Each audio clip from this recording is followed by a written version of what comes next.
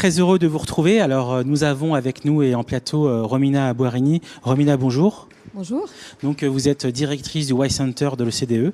Absolument. Et puis, nous avons Fabrice Bonifay, qui est directeur de développement durable, effectivement, du groupe Bouygues et président du C3D. Bonjour Fabrice. Bonjour.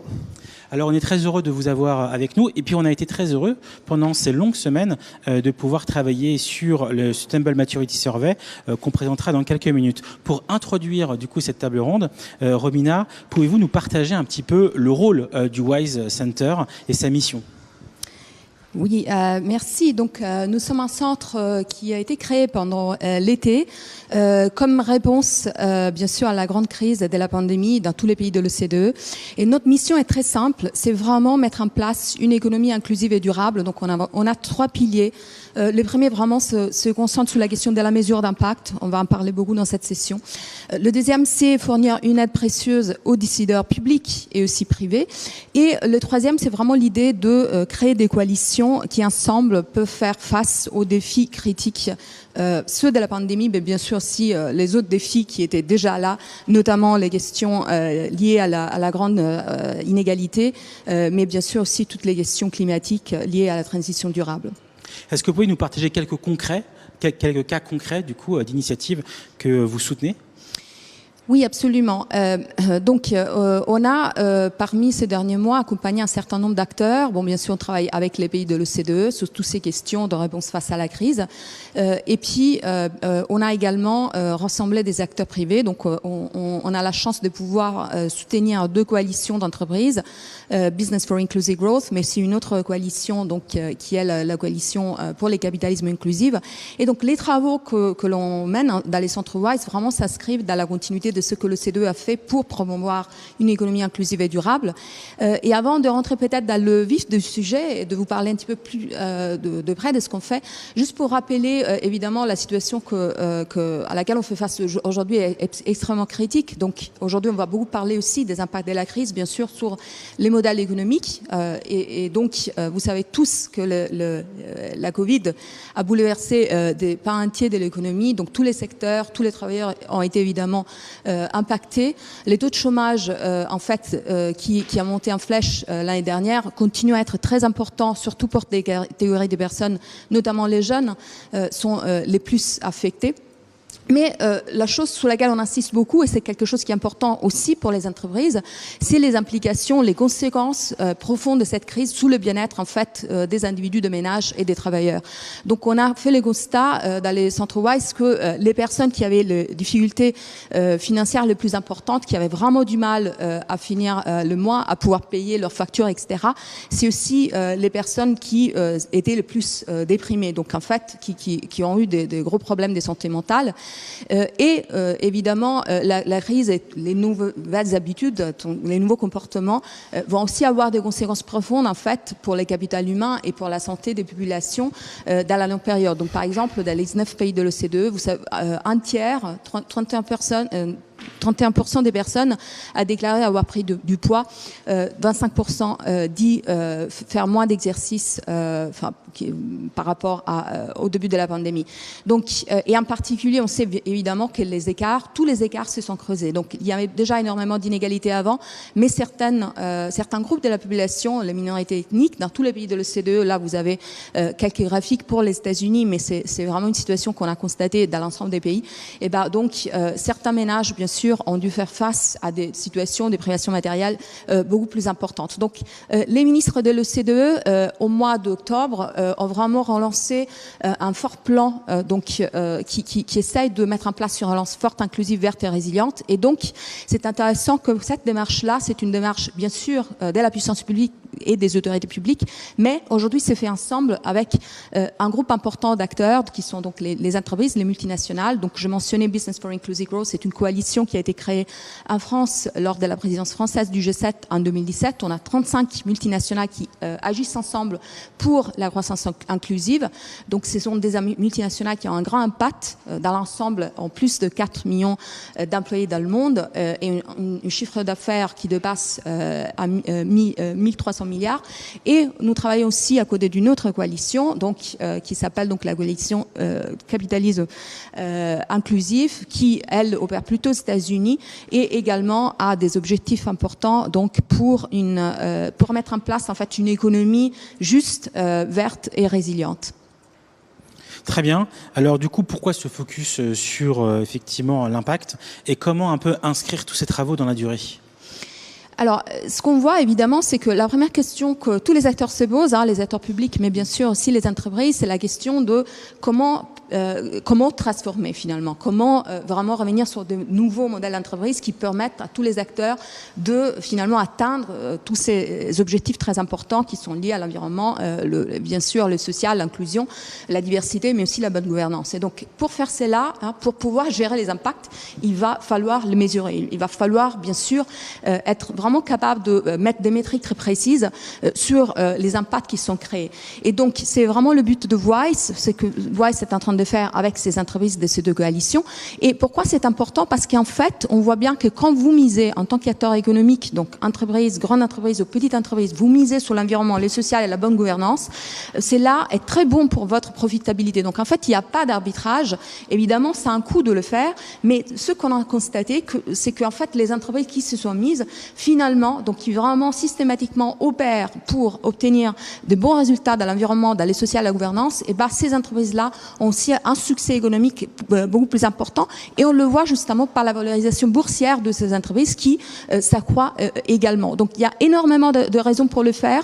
C'est un coût, il faut évidemment mettre en place tout un modèle, et donc cela prend du temps. On va en parler bien sûr parce que c'est tout à fait le sujet et l'objet en fait de cette enquête qu'on a fait ensemble. Donc on va avoir des résultats un petit peu plus précis à discuter avec vous. Mais voilà, la synthèse de tout ça, c'est que c'est rentable de le faire, donc il n'y a pas d'arbitrage, et donc c'est vraiment un encouragement à aller plus loin pour tous. Voilà, merci beaucoup. En conclusion, du coup, quelles sont les prochaines étapes pour vous et sur ces différents sujets, et comment, en gros, vous allez pouvoir avancer avec les différentes initiatives que vous avez mises en place?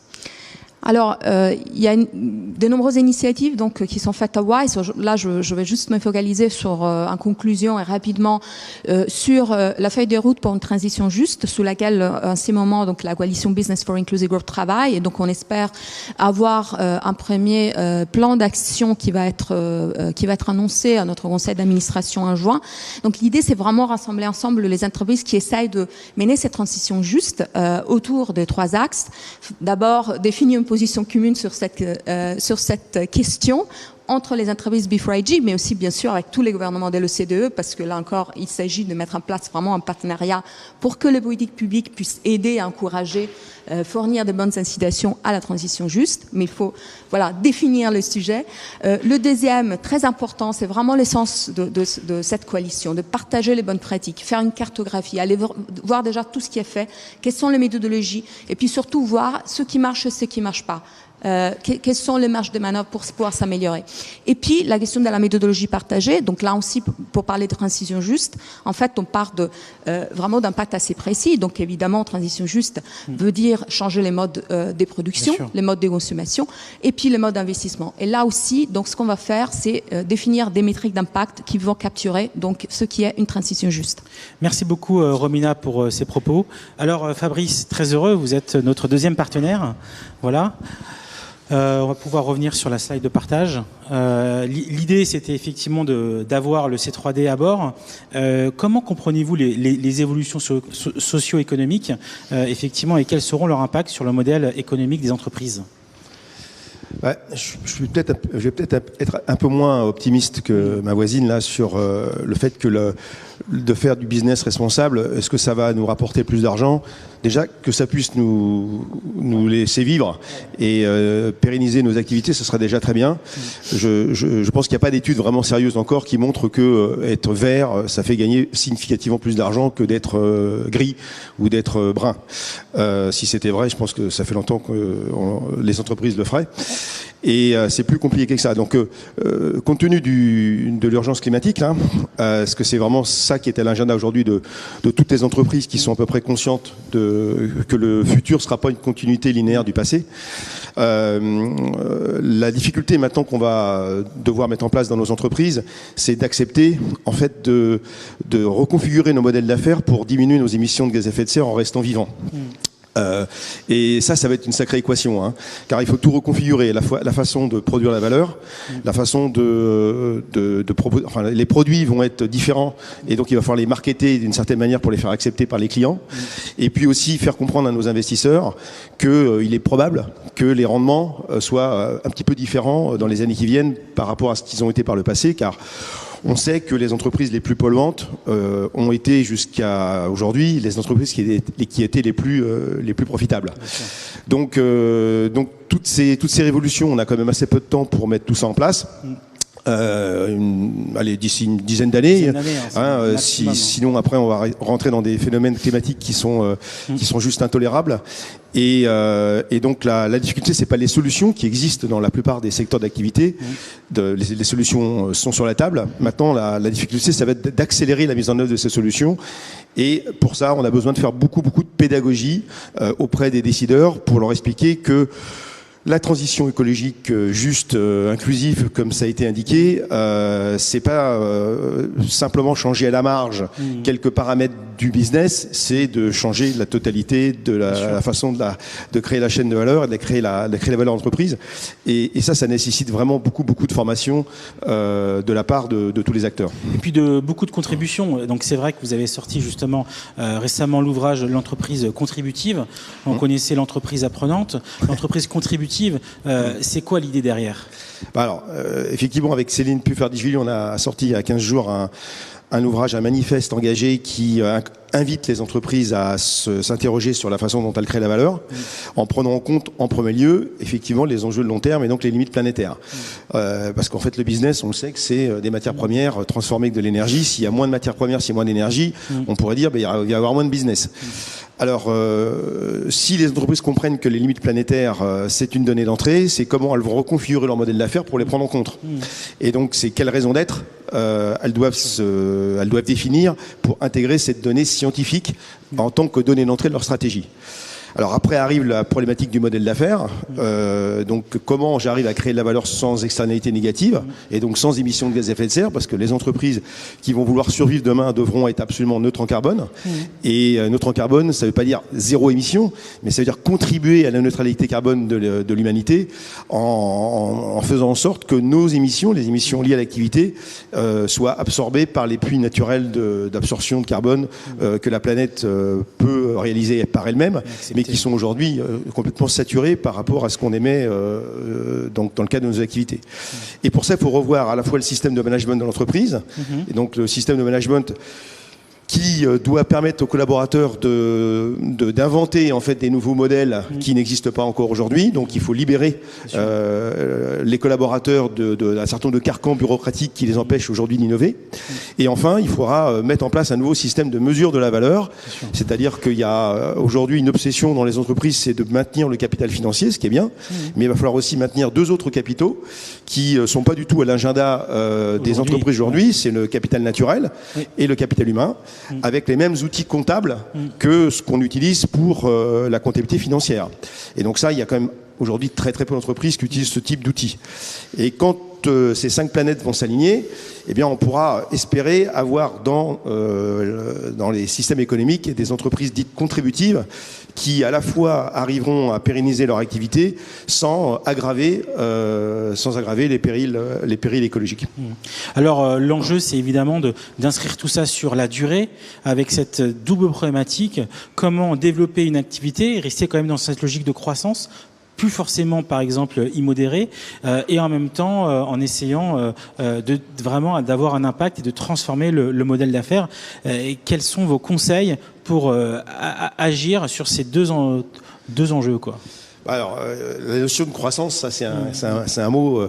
Dès qu'on parle de croissance, les gens ont peur qu'on parle de décroissance. Hein. Et alors, ce qu'il faut faire décroître, je pense que tout le monde sera d'accord avec ça, c'est les flux physiques carbonés, c'est les émissions de gaz à effet de serre. Alors, est-ce que faire décroître les flux physiques carbonés et donc les émissions de gaz à effet de serre est synonyme de décroissance du PIB des États? On peut s'interroger, parce qu'aujourd'hui, on sait que cette croissance du PIB des États a été permis par le fait qu'on a eu accès à une énergie extrêmement abondante et facile, qui s'appelle le pétrole, le gaz et le charbon, et que si on doit en utiliser moins, est-ce qu'on pourra compenser par les énergies renouvelables et par l'efficacité énergétique ce qu'on va perdre en utilisant ces énergies fossiles? Ça, c'est la vraie question. Aujourd'hui, rien ne peut démontrer qu'on va pouvoir le faire dans l'horizon temporel de ce qui nous reste.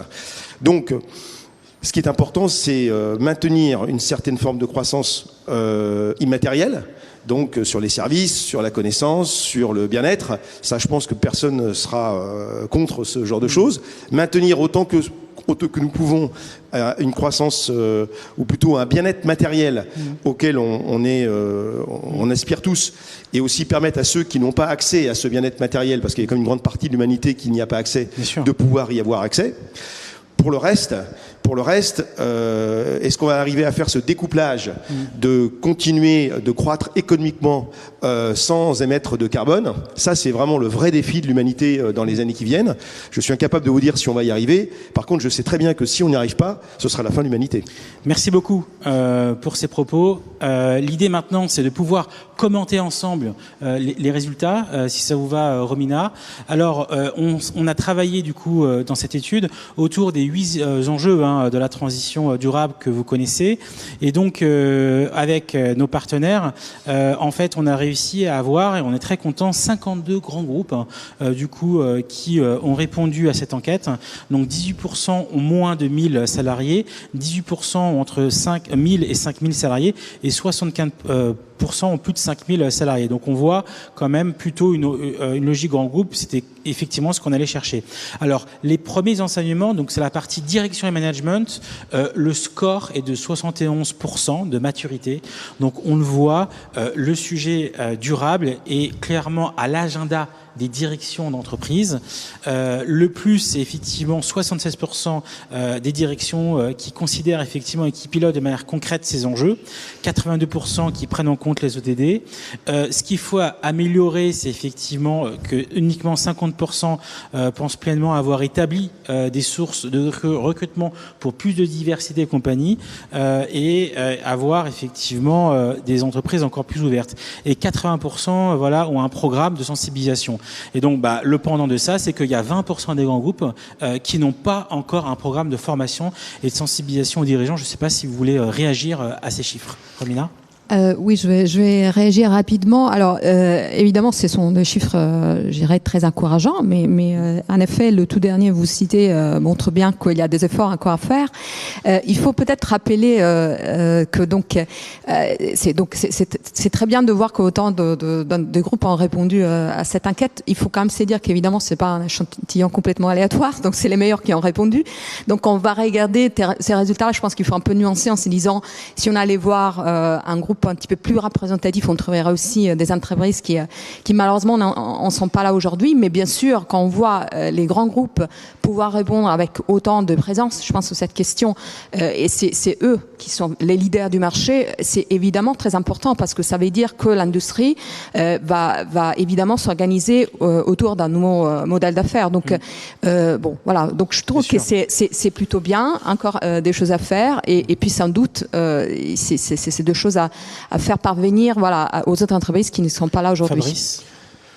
Bon, là aussi, je trouve que c'est encourageant, mais il y a un gros mais, c'est que je pense que la prise de conscience, elle est généralisée, c'est indéniable. Aujourd'hui, il faudra quand même être sourd et aveugle pour pas voir que le climat se réchauffe et que les catastrophes climatiques s'enchaînent, etc. Mais je pense qu'il n'y a pas encore une prise de conscience sur la gravité de la situation et sur les ordres de grandeur concrets. Les gens confondent 1 et 1000 et pensent qu'on va pouvoir améliorer légèrement les modèles économiques et ça fera la rue Michel et on va s'en sortir.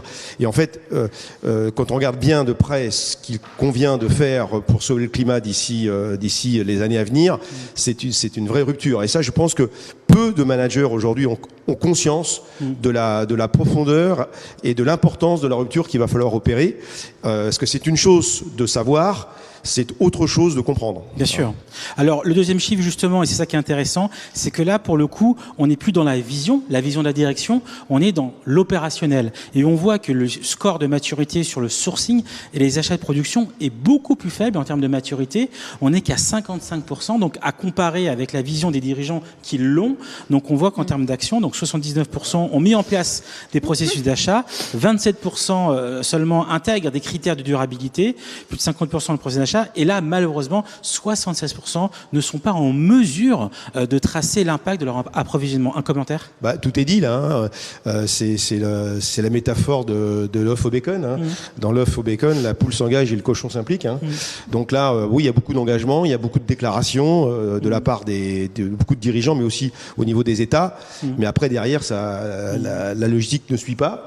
Parce que là, il s'agit bien de logistique. Hein. Il s'agit bien d'intégrer dans la vraie vie les engagements qui sont pris, et on voit que les engagements sont très très partiellement pris, parce que même dans ceux qui tracent, comme c'est indiqué dans ce slide, l'impact de leur environnement, tracer c'est très bien, mais quand on fait un régime, se peser ne sert pas à maigrir. Donc ça suffit pas de tracer, encore faut-il ensuite prendre des mesures concrètes pour changer l'approvisionnement des matières premières et changer le modèle économique. Donc on voit bien qu'au-delà des engagements, on est encore dans une période de flottement quant au passage à l'acte.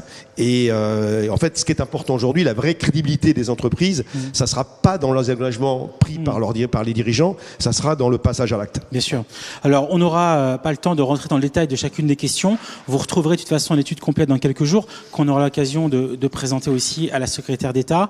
Et puis, le numéro 3, donc tout ce qui est lié à la production et aux énergies, 76% considèrent pouvoir faire plus avec moins, donc c'est très bien. 77% de stratégie de réduction des déchets, effectivement, et la gestion de la surproduction. Ce qui est en cours d'amélioration, 57% n'ont pas mis en place les 5 R, donc effectivement, refuser, réduire, réutiliser, réparer et puis recycler. Et 64% effectivement considèrent que mettre en place une étude de production circulaire est en cours.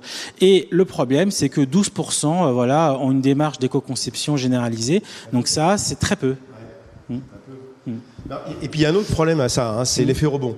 C'est que, on n'en parle pas là, mais quand vous améliorez un process quel qu'il soit, c'est bien, vous diminuez la quantité de matières premières, vous améliorez la performance énergétique, donc ça fait souvent baisser le prix d'ailleurs, et donc quand ça fait baisser le prix, ça donne une assiette plus importante pour que ceux qui n'achetaient pas le produit puissent l'acheter parce que c'est moins cher. Donc ce qu'on perd en intensité, on le perd en volume. Bien sûr. Ce qu'on gagne en intensité, on le perd en volume. Donc en fait, ça suffira pas de faire mieux avec moins. Il va falloir aussi qu'on capte nos consommations d'énergie, qu'on capte nos consommations de matières premières et qu'on se dise, c'est un maximum que l'on ne peut plus dépasser quoi qu'il arrive, même si on veut plus de clients, il faut qu'on arrive à accepter de ne pas dépasser certaines limites.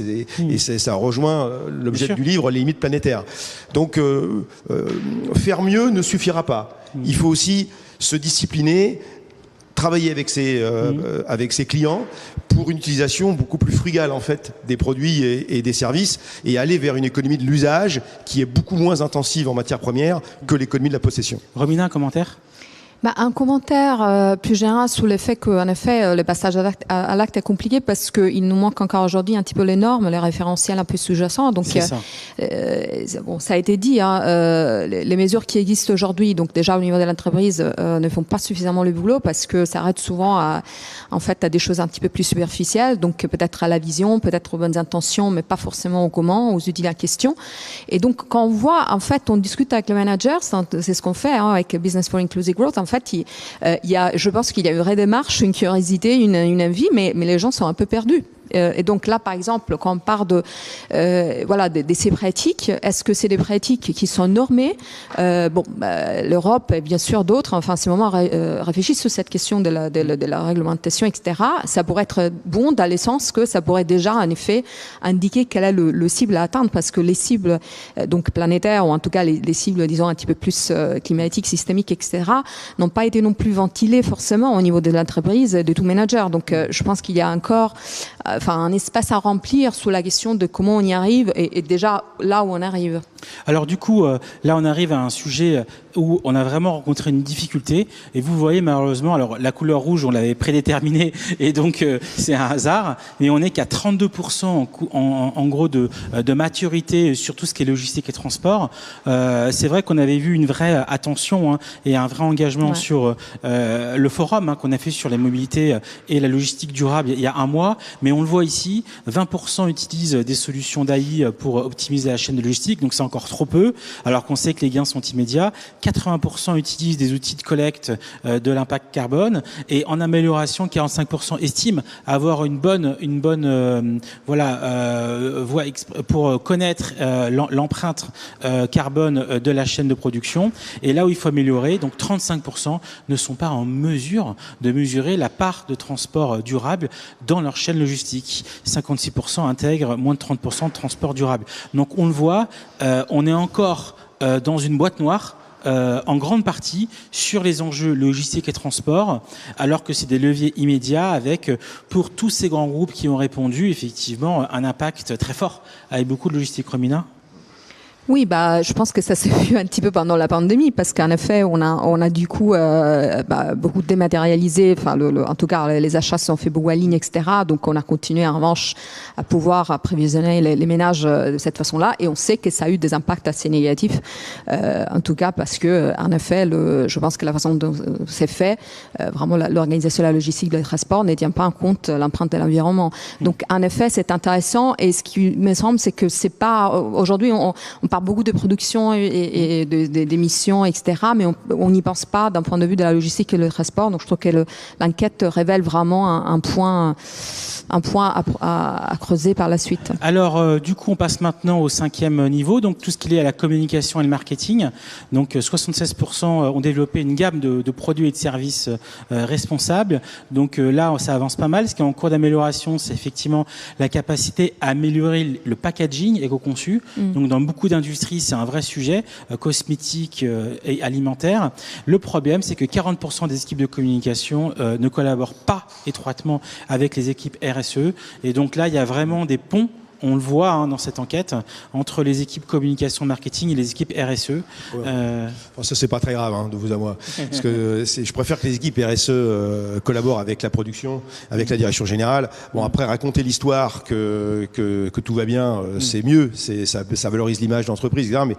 Mais pour sortir du greenwashing, il faut surtout avoir des preuves tangibles. C'est sûr. Et les preuves tangibles, on les a dans la façon dont on conçoit les produits. Alors après, le storytelling de la transition de l'entreprise, c'est vrai qu'il faut la soigner aussi pour améliorer l'attractivité de l'entreprise, mais c'est pas ça le plus important. Très bien. On passe du coup au 6e point, donc le modèle de vente et les relations clients, le modèle d'affaires, les enjeux circulaires. Alors là, on le voit, une maturité à 60% déjà. 78% intègrent des retours clients dans le process d'amélioration, donc ça c'est intéressant. 72% ont des produits qui sont conçus pour s'adapter à l'économie circulaire. Améliorer, 60% des services après-vente intègrent la réparation. Donc des chiffres plutôt intéressants. Et le problème, 25% des entreprises n'utilisent aucun outil pour améliorer leur processus de vente et d'après-vente. Un commentaire ? Enfin, je suis étonné du 60% des services après-vente qui intègrent la réparation. Parmi les répondants. Ah, parmi les répondants, qui sont des grands groupes qui ont osé répondre au questionnaire et qui, effectivement, on a eu des réponses de grands groupes qui étaient trop en retard pour se permettre de participer à l'enquête. On espère d'ailleurs un message direct aux gens qui nous suivent ce matin. On espère les avoir l'année prochaine à bord du Maturity Survey. On sera 3 juges dans un an de voir l'évolution de cette enquête. Alors, le 7e point, effectivement, c'est les mesures et les labels. Alors là, il y a effectivement une pléthore de mesures qui se développent. Donc 2% seulement n'ont engagé aucune mesure de labelling. Donc c'est bien, ça prouve qu'il y a vraiment une logique derrière d'avancer. Une maturité qui reste à 47%. 75% mesurent effectivement les risques sociaux. Et le chiffre qu'il faut retenir, 57% n'ont pas de reporting RSE. Donc là, il y a pas mal de boulot. Le dernier point, c'est sur les parties prenantes. Et donc on le voit, 55% des sondés intègrent des critères RSE dans le référentiel d'évaluation des parties prenantes. Il y a encore pas mal de travail à faire sur la mise en place de ces parties prenantes, sur leur pilotage et sur la capacité à les piloter à l'année. Alors, pour conclure, en fait, vous avez ici la maturité sur chacune des 8 grandes étapes de la transition durable. Donc on le voit, un retard certain sur les sujets logistiques, sur les sujets de label, même si c'est en cours. Et le score qu'on retiendra cette année, c'est 55. C'est l'idée de pouvoir travailler sur une évolution de ce chiffre, chaque année. Un commentaire ? Enfin, moi, je pense que c'est déjà très optimiste. Voilà. Donc, parce qu'en plus, les répondants sont certainement pas parmi les plus mauvais de la classe. Donc, on peut diviser par 2 ou même par 3 ce chiffre pour avoir la big picture des entreprises en général. Donc, on part de très très loin. Et ça montre bien qu'il faut s'y mettre maintenant, parce que en fait, la seule bonne nouvelle, c'est que les solutions existent. La mauvaise nouvelle, c'est le temps qui nous reste pour les mettre en place. Alors, ce qu'on a fait pour conclure, et on va essayer de prendre le temps de commenter ce quadrant, on a du coup 28% des sondés qui sont à la fois, qui ont une bonne vision, c'est donc la ligne d'horizon à droite, et qui sont assez engagés dans l'action. Donc c'est ce que vous aurez du coup en hauteur. Donc 28% des sondés. Alors on a un ventre mou, une brioche au milieu, 47% sont au milieu des sujets, et puis 25% qui débutent, comme vous le voyez.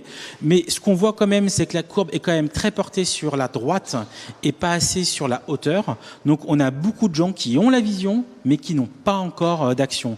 Il nous reste 1 minute, un commentaire en conclusion. Est-ce que ça correspond à ce que vous pensiez ? Oh oui, complètement, oui, absolument. Et si je peux faire un petit commentaire, c'est bon, ça évidemment on a sondé les entreprises, mais les acteurs publics sont peut-être également au même endroit. C'est-à-dire que c'est vraiment quelque chose qui se fait en ce moment, d'essayer d'accélérer l'action par rapport à la vision. Déjà, la vision évidemment est fondamentale. Je pense que la gravité de la situation, c'est quelque chose qu'on a pu cerner depuis très peu. En tout cas, moi je le vois à l'échelle internationale. C'est super qu'on a la COP 26, mais les ODD n'ont pas suffi, je pense, pour vouloir aller plus loin. Et donc maintenant, ça y est, on y arrive, mais comme Fabrice le disait, le temps est limité, donc on a plus tellement de temps à perdre. Mais c'est une étude très intéressante. Je serais ravie de voir l'année prochaine, parce que comme vous le disiez, c'est vraiment l'évolution qui compte. Merci beaucoup, Fabrice. Ouais, alors, pour modifier un peu une citation célèbre, c'est ce que tu fais parle plus fort que ce que tu dis. Voilà. Donc maintenant, on a besoin de preuves d'amour, on a besoin de preuves tangibles de l'action et pas simplement des engagements désincarnés. Et je suis assez d'accord avec ma voisine sur le fait que maintenant, il faut arrêter de parler, il faut faire, quoi. Merci beaucoup, Romena. Merci beaucoup, Fabrice. Merci. À très bientôt.